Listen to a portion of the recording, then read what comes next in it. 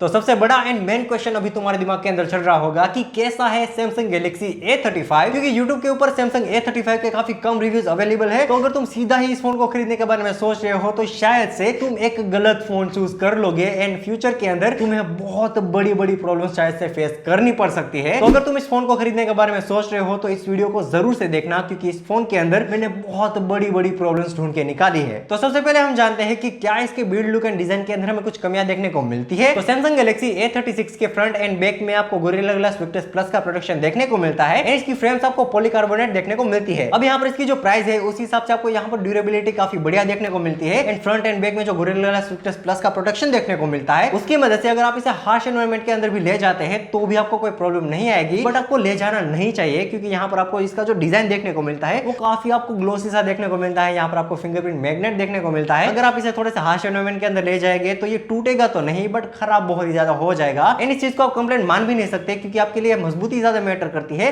Rather than कि ये कैसा दिखता है। एंड अगर हमने एक बार लुक को मेंशन कर ही दिया है तो इसके अंदर भी थोड़ा सा डीप डाइव करते हैं कि इसके लुक के अंदर आपको क्या चेंजेस दिए गए हैं। तो सबसे पहले अगर इसकी फ्रेम्स की ही मैं बात करूं तो यहाँ पर आपको थोड़ी सी थिनर देखने को मिलती है। एंड हाँ, मैं थोड़ा सा मिस्टेक करिए, यहाँ पर आपको थिनर नहीं बट बहुत ही ज्यादा थिनर देखने को मिलती है, क्योंकि यहाँ पर ये 7 mm की थिकनेस वाली देखने को मिलती है। एंड अगर इसके प्रीवियस वर्जन से इसे हम कंपेयर करें तो वहां पर आपको 9 mm की थिकनेस देखने को मिलती है। तो यहाँ पर ये फोन आपको काफी ज्यादा स्लिम देखने को मिलता है। एंड हाँ, इसे कहा जा रहा है कि ये अपने सेगमेंट के अंदर स्लिमेस्ट फोन है, जो कि अपने हिसाब से सच भी है, मैं मना नहीं करूंगा। एंड हाँ, मुझे पता है कि तुम वेट कर रहे हो कि मैंने तुम्हें कहा था कि इसके अंदर मैंने बहुत सारी प्रॉब्लम्स ढूंढी है, उसके बारे में बात क्यों नहीं कर रहा। तो तुम्हें थोड़ा सा सब्र करना पड़ेगा, क्योंकि हम स्ट्रक्चर वाइज चलेंगे, जिससे कि अगर तुम्हें फोन लेना है तो तुम्हें एक एक चीज के बारे में सब कुछ पता चले, ना कि मैं सीधा सिर्फ पॉइंट्स के ऊपर जंप करता रहूं। बाकी इसकी अगर आईपी रेटिंग के बारे में बात करें तो इससे मैं थोड़ा सा डिसअपॉइंट हुआ हूं, क्योंकि यहाँ पर आपको IP67 देखने को मिलती है, जो कि मैं कहूंगा कि यहाँ पर इतनी ज्यादा कम नहीं होनी चाहिए थी। अगर इसके अंदर आप 33,000 रुपए दे रहे हैं तो यहाँ पर आपको IP68 तो मिलनी ही चाहिए थी। इन सभी चीजों के बावजूद भी यहाँ पर आपको आईपी रेटिंग के अंदर जो इशू देखने को मिलता है वो तो यहाँ पर भी देखने को मिलता है कि आईपी रेटिंग को यहाँ पर वारंटी के अंदर कवर ही नहीं किया जाता। यानी कि अगर आपका फोन पानी से डैमेज हो जाता है तो वो आपके फोन को रिपेयर नहीं करके देंगे। बाकी इसके इन डिस्प्ले फिंगरप्रिंट सेंसर में मुझे काफी सारे इशू देखने को मिले हैं। जहां पर इस फिंगरप्रिंट को सेट किया गया है वो मुझे थोड़ा सा लो लगा। इससे थोड़ा सा ऊपर होता तो शायद से हमें थोड़ा सा बेटर एक्सपीरियंस मिल जाता। इसके ऊपर से भी इसकी जो स्पीड है वो आपको काफी ज्यादा स्लो देखने को मिलती है, जैसे कि मैं तुम्हें स्क्रीन के ऊपर दिखा रहा हूँ। तुम देख सकते हो कि जब भी मैं अपनी फिंगर से लॉक को ओपन करने की कोशिश करता हूँ तो यहाँ पर ये काफी ज्यादा टाइम लगाता है, जो कि यहाँ पर बिल्कुल भी नहीं होना चाहिए था। अगर आप इसके अंदर 33,000 रुपए पे कर रहे हैं तो यहाँ पर आपको फास्ट फिंगरप्रिंट सेंसर तो देखने को मिलना ही चाहिए था। सिर्फ इसका फिंगरप्रिंट सेंसर ही स्लो नहीं है, इसका फेस अनलॉक भी आपको काफी ज्यादा स्लो देखने को मिलता है। जैसे कि तुम स्क्रीन के ऊपर देख सकते हो ये फोन मेरा फेस डिटेक्ट करने में काफी ज्यादा टाइम लगाता है। कहीं कहीं बार तो मुझे अपनी आंखों को बड़ा करना पड़ता है, उसके बाद ही ये मेरे फेस को डिटेक्ट करता है, वरना उसे वो डिटेक्ट भी नहीं करता। तो यहाँ पर इसका जो आपको लॉक सिस्टम देखने को मिलता है वो काफी ज्यादा स्लो है, काफी ज्यादा पुअर है। यहाँ पर मैं इससे जरा भी इंप्रेस नहीं हुआ हूँ। पर फिंगरप्रिंट के मामले में आपको यहाँ पर एक बहुत बड़ी राहत देखने को मिलती है, क्योंकि इसका जो ओल्डर वर्जन था सैमसंग गैलेक्सी A35 उसके अंदर शुरू में ऐसा हो रहा था कि अगर आप उसके अंदर एक फिंगरप्रिंट को ऐड करते हैं तो वो ऑटोमेटिकली ही किसी के भी हाथ से खुल जा रहा था। उसका मैंने वीडियो प्रूफ भी दिखाया था। अगर आपको वो जानना है तो आप यहाँ पर क्लिक करके उस वीडियो को देख सकते हैं,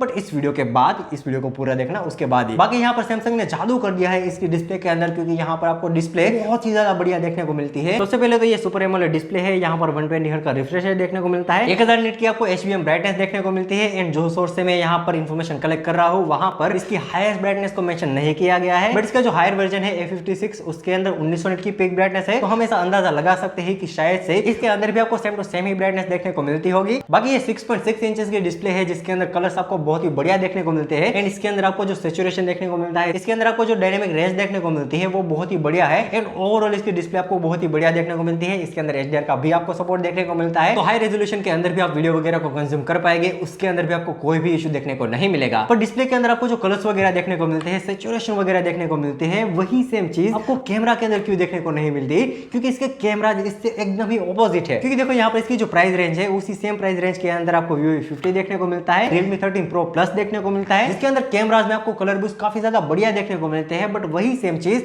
आपको यहाँ पर क्यों नहीं मिलती, क्योंकि देखो यहाँ पर भी आपको 50 मेगापिक्सल का मेन कैमरा देखने को मिलता है, जो कि Vivo के अंदर देखने को मिलता है, 8 मेगापिक्सल का अल्ट्रा वाइड देखने को मिलता है, 2 मेगापिक्सल का मैक्रो कैमरा देखने को मिलता है। एंड फ्रंट में भी आपको 13 मेगापिक्सल का सेल्फी कैमरा देखने को मिलता है। तो उसके बावजूद भी यहाँ पर आपको इसकी डिटेलिंग एंड कलर्स इतने ज्यादा डल क्यों देखने को मिलते हैं, क्योंकि मैंने अलग अलग कंडीशन के अंदर फोटोज वगैरह को खींचा एंड वीडियोस को भी शूट किया, बट उसके अंदर आपको जो डिटेलिंग देखने को मिलते हैं, उसके अंदर जो आपको कलर्स देखने को मिलते हैं वो मुझे बहुत ही ज्यादा डल लगे। ऐसा लगता है कि इसके कैमरास आपको काफी ज्यादा फीके देखने को मिलते हैं, ना तो इसके अंदर अच्छे कलर्स है ना ही अच्छा रिजल्ट है। एंड अगर आप इसका कलर बूस्ट करने के चक्कर में इसके पोर्ट्रेट मोड के अंदर चले जाते हैं तो वहां पर भी आपको इतने भी ज्यादा कलर बूस्ट देखने को नहीं मिलते हैं। पोर्ट्रेट मोड के अंदर कलर बूस्ट तो भले ही इतने अच्छे देखने को ना मिलते हो, बट उसके ऊपर से भी वहां पर आपको एज डिटेक्शन के अंदर भी काफी सारी कमियां देखने को मिलती है। जैसे कि अगर आप इस फोटो को देखते हैं तो वहां पर ये मेरे बाल को बहुत ज्यादा खराब कर देता है। ऐसा लगता है कि मैंने यहाँ पर बहुत ही खराब इफेक्ट का यूज किया है। तो यहाँ पर एज डिटेक्शन के अंदर बहुत ज्यादा काम करने की जरूरत है। एंड इसके ऊपर से भी अगर हम अल्ट्रावाइट के बारे में बात करें तो यहाँ पर आपको डिटेलिंग काफी ज्यादा कम देखने को मिलती है। एंड कलर भी आपको यहाँ पर शिफ्ट किए हुए देखने को मिलते हैं। जैसे कि अगर आप नॉर्मल कैमरा के अंदर फोटोज को क्लिक करते हैं वर्सेस आप अल्ट्रावाइट के अंदर फोटोज को क्लिक करते हैं, उसके कलर्स के अंदर आपको काफी बड़ा शिफ्ट देखने को मिलता है, जो कि आप स्क्रीन के ऊपर देख सकते हैं। एंड ये चीज मुझे जरा भी पसंद नहीं आई। यहाँ पर कंसिस्टेंसी होनी चाहिए थी। बाय द वे, मैं वो इंसान नहीं हूं जो कंसिस्टेंसी के बारे में बात करे, बट फिर भी यहाँ पर कंसिस्टेंसी होनी चाहिए थी।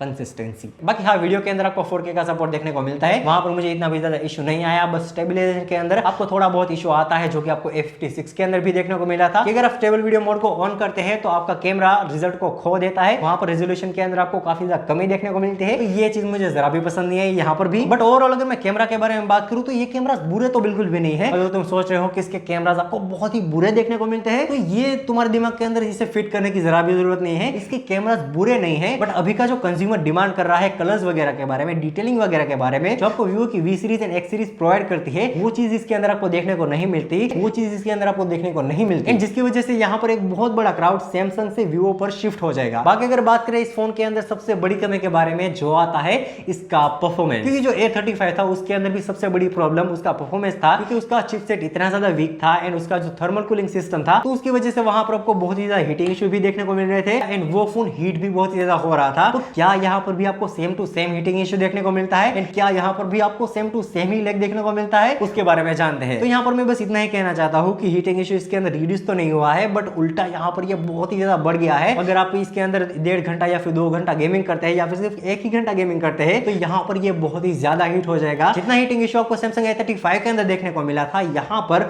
उसका आपको दुगना देखने को मिलता है। तो इस चीज की वजह से इस फोन से तो मैं दूर ही रहना चाहता हूँ। एंड इसके अलावा भी यहाँ पर आपको सिर्फ 30 FPS का ही सपोर्ट देखने को मिलता है एंड और तो और यहाँ पर आप हाई सेटिंग के अंदर गेमिंग कर भी नहीं पाएंगे। एंड यहाँ पर आपको जो प्रोसेसर देखने को मिलता है स्नैपड्रैगन 6 Gen 3, वहां पर भी आपको बहुत ही बड़ी कमियां देखने को मिलती है। क्योंकि सबसे पहले अगर मैं इसके एंथुसियास्ट स्कोर के बारे में बात करूं तो यहाँ पर आपको सिर्फ 6 लाख का एंथुसियास्ट स्कोर देखने को मिलता है। एंड अगर तुम सोच रहे हो कि 6 लाख का एंथुसियास्ट स्कोर भाई कितना ही खराब हो सकता है, तो तुम सोच के देख लो कि अगर तुम गूगल के ऊपर सर्च करते हो कि स्नैपड्रैगन 6 Gen 3 के जो मोबाइल आते हैं वो कौन कौन से हैं एंड उनकी प्राइस क्या है, तो तुम्हें बहुत ही कम मोबाइल ऐसे देखने को मिल जाएंगे जिसकी प्राइस 20,000 से भी ज्यादा होगी। वहां पर आपको ऑलमोस्ट सारे के सारे फोन 15,000 के नीचे देखने को मिलेंगे। तो यहाँ पर तुम अंदाजा लगा सकते हो कि ये फोन परफॉर्मेंस के लिए तो बिल्कुल भी नहीं है। हाँ, मैं धीरे धीरे रियलाइज करता जा रहा हूँ कि A35 की तरह ही यहाँ पर इसे भी मैं बहुत ज्यादा रोस्ट करते जा रहा हूँ, बट मैंने सोचा नहीं था कि मैं इसे रोस्ट करूंगा। बट जैसे जैसे मैं इसे एक्सपीरियंस करता जा रहा हूँ मेरे अंदर से फ्रस्ट्रेशन ही बाहर निकल रही है। बाकी इसके अलावा अगर इसके सॉफ्टवेयर के बारे में बात करें तो यहाँ पर ये इसकी सबसे बड़ी हाईलाइट में मानूंगा, क्योंकि यहाँ पर आपको One UI 7.0 का सपोर्ट देखने को मिलता है, जो कि यहाँ पर सैमसंग का लेटेस्ट से लेटेस्ट सॉफ्टवेयर है। उसके अंदर आपको जो आपको स्मूथ एनिमेशन देखने को मिलते हैं, उसके अंदर जो आपको आइकन देखने को मिलते हैं, उससे मैं बहुत ज्यादा इंप्रेस हुआ हूँ। उसके अंदर मुझे कोई भी कमी देखने को नहीं मिली है। इसके अलावा भी आपको One UI 7.0 के अंदर आपको जो AI फीचर देखने को मिलते हैं, वही सेम टू सेम फीचर आपको यहाँ पर भी देखने को मिल जाते हैं। सारे के सारे नए फीचर भी यहाँ पर इंक्लूड किया गया है, तो ये चीज मुझे काफी ज्यादा बढ़िया लगी। बट यार तुम सोच के देखो कि इस फोन के अंदर कितनी ही ऐसी चीजें हैं जो आपको थोड़ी सी अच्छी देखने को मिलती है एंड उसके कंपैरिजन के अंदर